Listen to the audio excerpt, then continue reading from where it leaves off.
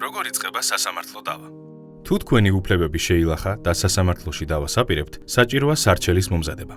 სარჩელის სპეციალური ფორმა შეგიძლიათ ჩამოტვირთოთ სასამართლოს ვებგვერდიდან. სარჩელი შეგიძლიათ წარადგინოთ ნებისმიერი ფიზიკური ან იურიდიული პირის თუ სახელმწიფო დაწესებულების წინააღმდეგ.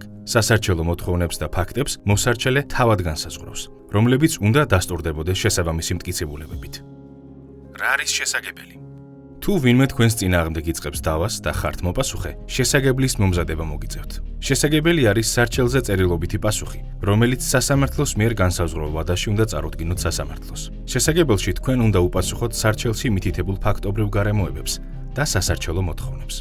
თუ შესაგებელს არ წარადგენთ, განსაკუთრებით სამოქალაქო დავის დროს სასამართლოს შეუძლია დაუსწრებელი გადაწყვეტილება მიიღოს თქვენი პოზიციის მოსმენის გარეშე და დააკმაყოფილოს მოსარჩელის მოთხოვნები. როდესაც სარჩელს ჩაიბარებთ, გაეცანით რა ვადა მოგცათ მოსამართლემ შესაგებლის მოსამზადებლად და დასახმარებლად მიმართეთ ადვოკატს.